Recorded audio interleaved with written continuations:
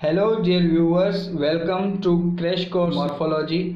आपने देखा होगा कि अक्सर एमएस वर्ड में वर्ड काउंट फीचर हमें ये बताता है कि वर्ड वो होता है जिसके दरमियान स्पेस हो। ये डेफिनेशन तब तक यूज़फुल है जब हम ये पता लगा रहे हों कि एक ऐसे कितना बड़ा होना चाहिए। पर एक वर्ड क्या होता है उसके लिए ये कोई हेल्पफुल गाइड नहीं। फॉर एग्ज़ाम्पल, डॉग हाउस अक्सर बगैर स्पेस के लिखा जाता है, जबकि रैबिट होल के बीच में स्पेस होता है। पर इनसे ये लगता है कि ये दोनों अलग अलग वर्ड्स हैं, क्योंकि अक्सर लोग डॉग हाउस के बीच में स्पेस देकर लिखते हैं और हम रैबिट होल को भी मिलाकर लिखते हैं। इसके अलावा वर्ड हंग्री आपकी डिक्शनरी में मौजूद नहीं तो इसका मतलब ये नहीं कि ये वर्ड ही नहीं है या मैं इसे अभी फील नहीं कर रहा। I think I should have had some snack before this shoot. Anyways, आज हम डिस्कस करेंगे कि एक लिंग्विस्ट वर्ड को कैसे डिफाइन करता है। एक लिंग्विस्ट के लिए वर्ड एक बड़ी मायना भी रखता है तो वो छोटी मायना भी रखता है। बिग मीनिंग वो होती है जो हम डिक्शनरी से एक्सपेक्ट करते हैं। हम एक्सपेक्ट करते हैं कि डिक्शनरी में हम रैबिट होल की एंट्री को ढूंढें, क्योंकि इस फ्रेज की एक मीनिंग होती है जो हम इसके इंडिविजुअल पार्ट्स की डेफिनेशन से मालूम नहीं कर सकते।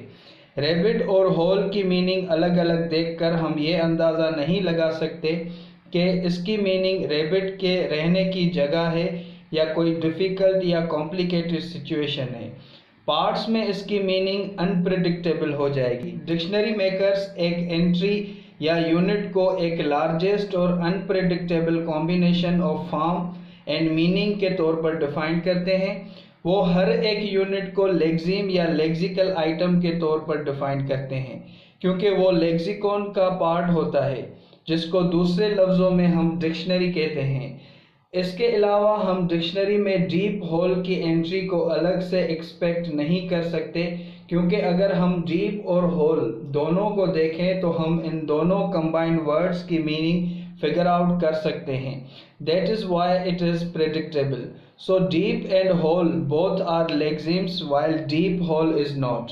जब हम कुछ ऐसे वर्ड्स के बारे में सोचते हैं जैसे फॉलिंग डाउन या रैबिट होल्स, तो यहाँ पे स्मॉल मीनिंग का कॉन्सेप्ट आता है। यहाँ पर हम सेंटेंसेस को पार्ट्स में ब्रेक करके कर सकते हैं, जैसे फॉलिंग डाउन रैबिट होल्स। जबकि हम इंग और एस अलग से नहीं बोलते, फिर भी इनकी अलग से मीनिंग होती है।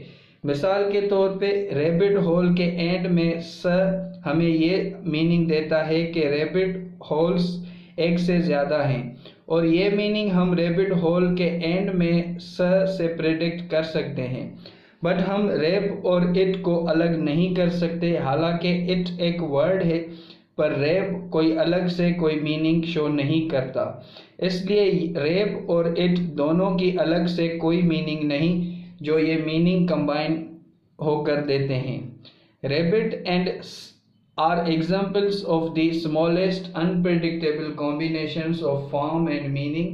Linguists इन यूनिट को मॉर्फिम कहते हैं और इन मॉर्फिम की स्टडी को मॉर्फोलॉजी कहा जाता है। ये मॉर्फ सेम ही हैं जैसे मेटामॉर्फोसिस या एनीमॉर्फ्स में होता है।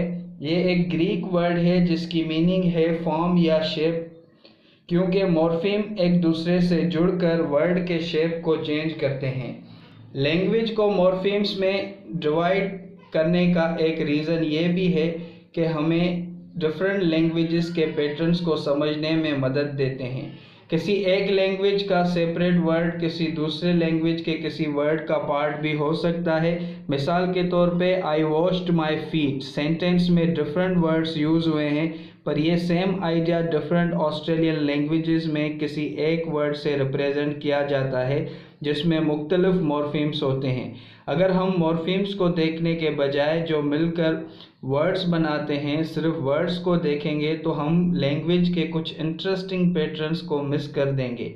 अगर हम मॉर्फीम्स को देखेंगे तो हम डिफरेंट लैंग्वेजेस में डिफरेंसेस और सिमिलरिटीज़ को पहचान सकते हैं।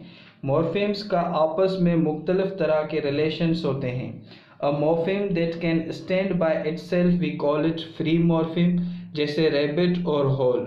दो या दो से ज़्यादा जो मॉर्फीम होते हैं जो आपस में कंबाइंड होते हैं, फिर वो भले स्पेस से लिखे जाए या हाइफन से, इनको हम कंपाउंड मॉर्फीम कहते हैं, जैसे डॉग हाउस और rabbit hole.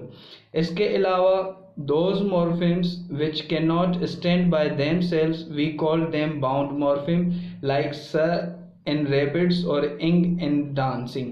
Let's make it more clear।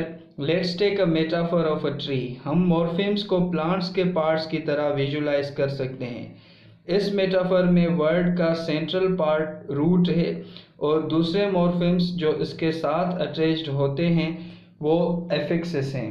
तो रेबिट वर्ड रूट है, स इसका एफिक्स है। अब जैसा कि स रेबिट के बाद आता है तो हम इसको सफिक्स कहते हैं।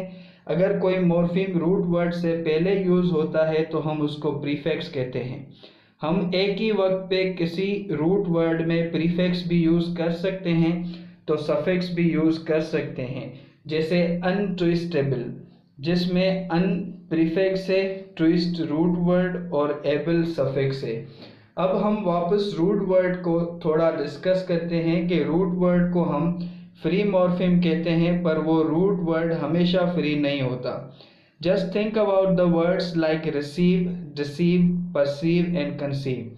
You can receive, you can deceive, but can you just सीव?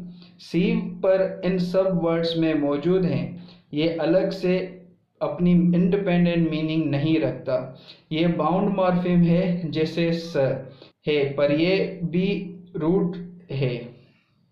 ये बाउंड मॉर्फीम है जैसे स है पर ये रूट भी है, इसलिए हम इनको इंग्लिश में बाउंड रूट भी कह सकते हैं। In addition to prefixes and suffixes, there are some other kinds of affixes that can also be attached to the root। affixes word के अंदर भी हो सकते हैं, जिनको हम इनफिक्स कहते हैं। मॉर्फोलॉजी के ब्रॉडर अंडरस्टैंडिंग के लिए ये भी समझना ज़रूरी है कि वर्ड्स की मीनिंग फॉर्म करने के लिए एफिक्सेस के अलावा और भी वेज होते हैं। मिसाल के तौर पर इंग्लिश में कुछ वर्ड्स अपने वोवेल्स चेंज करते हैं, जैसे फुट एंड फीट, सिंग, सेंग और संग। इसके अलावा कभी कभी लैंग्वेज में मॉर्फीम ऐड करने के बजाय पूरे वर्ड को भी चेंज करना पड़ता है, जैसे इंग्लिश वर्ड गो है जिसका पास्ट टेंस वेंट है रादर देन गोड, जो अक्सर इंग्लिश मॉर्फोलॉजी का रेगुलर पैटर्न है। वर्ड को रिप्लेस करने के इस प्रोसेस को हम सप्लेशन कहते हैं। अब हम वापस उस क्वेश्चन पर आते हैं जो मैंने पहले पूछा था, that what is a word? Linguists don't really know, but that's actually fine, because when you talk about a word, the linguists talk about the morphemes। We can form a more better understanding of a word when we talk about how these words are combined together to form a sentence in our next video। I hope this video is helpful for developing your understanding of morphology। There are many important other topics related to linguistics that we shall discuss in our next videos, and for that subscribe this channel and stay connected। Thanks for watching this video।